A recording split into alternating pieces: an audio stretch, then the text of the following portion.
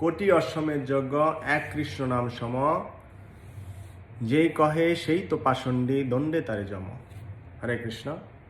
শিল প্রভুপাদ দেখে যায়। কেউ যদি মনে করে যে 1 কোটি অশ্বমেধ যজ্ঞ করেছে, যজ্ঞের মধ্যে সর্বশ্রেষ্ঠ যজ্ঞ হচ্ছে অশ্বমেধ যজ্ঞ, কেউ যদি মনে করে 1 কোটি অশ্বমেধ যজ্ঞ করে নিয়েছে আর একবার কৃষ্ণ নাম নিয়েছে, সেই একবার কৃষ্ণ নামের সমান ফল হয়ে গেছে এই 1 কোটি অশ্বমেধ যজ্ঞ, তবে তাকে যমরাজ দণ্ড প্রদান করে। কেননা এই যজ্ঞের ফল আপনাকে স্বর্গ সুখ উপভোগ করাবে, আর একবার কৃষ্ণ নাম নিয়েছেন সে আপনাকে এই কৃষ্ণ নামের স্বীকৃতির প্রভাবে আপনি ভগবত ধাম পৌঁছে যাবেন। ভগবান অর্জুনকে বলছেন, ব্রহ্ম ভুবনালুকা পুনরাবর্তিন অর্জুন মামুপেত্য তু কন্তে পুনর্জন্ম ন বিদ্যতে। হে অর্জুন, এই 14 ভুবনের ভিতরে যেই কোনো ভুবনে তুমি প্রবেশ করো না কেন, এই জগতে আবার পুনরায় তোমাকে জন্মগ্রহণ করতে হবে। কিন্তু হে কন্তেয়, যে একবার কৃষ্ণ নাম নিয়েছে সে আমার নিত্যধাম ভগবত ধাম লাভ করতে পারবে, তাকে আর এই জগতে ফিরে আসতে হবে না। এবারে পদ্মপুরাণে কি বলছে দেখি, আসুন। গোকোটি দানম গ্রহণে খগস্য প্রয়াগ গঙ্গে কোটি কল্পবাস যজ্ঞযুতম মেরু সুবর্ণ দানম গোবিন্দ গোবিন্দ কীর্তনম সমশতাংশৈ। আমাদের শাস্ত্রীয় নির্দেশ অনুসারে সূর্যগ্রহণের সময়টাকে দানের সর্বশ্রেষ্ঠ সময় বলে মনে করা হয়। সেই সময়টায় যদি আপনি কোটি গাভী দান করেন, 1 কোটি গাভী কাউকে দান করেন, আমি জানি না এখানে কারা কারা এই পর্যন্ত একটা গাভী পর্যন্ত দান করেছেন, আমি নিজেও করিনি। বলছি, আপনি যদি 1 কোটি গাভী দান করেন সূর্যগ্রহণের সময়, প্রয়াগ গঙ্গে কোটিকল্পবাস, এই যে মহাকুম্ভ যেখানে হয়েছিল, প্রয়াগরাজ যেখানে 3 নদীর সঙ্গম স্থল, গঙ্গা যমুনা সরস্বতী, এই 3 নদী সেখানে মিলিত হয়েছে, এই জন্য এটাকে ত্রিবেণী বলা হয়। সেটাকে তীর্থের রাজা বলে ঘোষণা করা হয়েছে। সেইখানে যদি আপনি কোটিকল্পকাল বসবাস করেন, গঙ্গার তীরে যদি আপনি বাড়ি করেন, সেখানে কোটিকল্পকাল বসবাস করলেন, যজ্ঞযুতম মেরু সুবর্ণ দানম, অযুত পরিমাণ যজ্ঞ আপনি করে নিয়েছেন এই জগতে। তারপরে পাহাড় সমতুল্য আপনি স্বর্ণ প্রদান করেছেন, কাউকে দান করেছেন স্বর্ণ, এত স্বর্ণ আপনি দান করেছেন।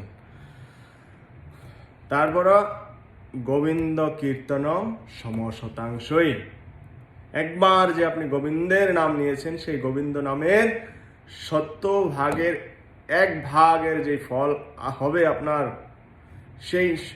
এই ফলটাকেও ওই ফলের সাথে তুলনা করা যাবে না।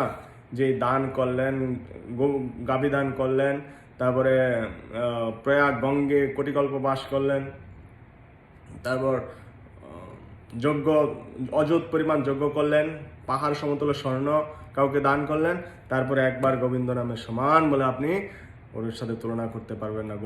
একবার গোবিন্দ নামের এতই শক্তি। চৈতন্য মহাপ্রভুর পিতাকে কি বলছে দেখি, চৈতন্য চরিতামৃতে রয়েছে,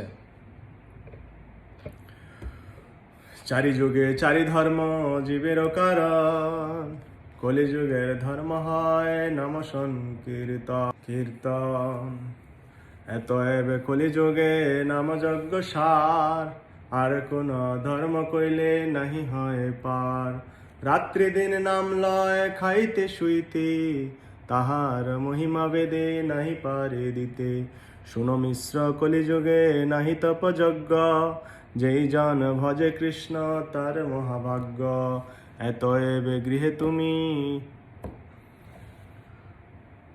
কৃষ্ণ ভজ গিয়া, কুটিনাটি পরিহারে একান্ত হইয়া।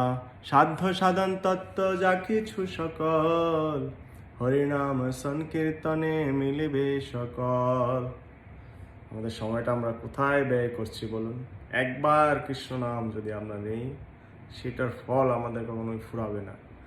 আর চৈতন্য মহাপ্রভু আমাদেরকে বিধান দিয়ে গেছেন, এই যে জপমালাটা, এই জপমালার মাধ্যমে শুধু একবার যদি আপনি কৃষ্ণ নাম করেন, আপনার সারাটা দিন মনে হবে যে না, আমার আজকের দিনটা সার্থক হয়েছে শুধু 1 মালা জপ করাতে। 1 মালা জপ করতে 6 থেকে 7 মিনিট সময় লাগবে।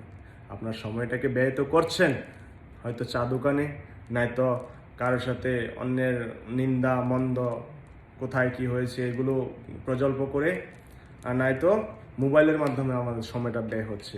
এই সময়টাকে অন্য কোথাও ব্যয় না করে প্রতিদিন একটি মালা করে জপ করুন, 7 মিনিট সময় মাত্র ভগবানকে দিন, আর ভিডিওটাকে শেয়ার করে দেবেন যেন অন্যরা উপকৃত হতে পারে। হরে কৃষ্ণ, শিল প্রভুপাদ কি জয়।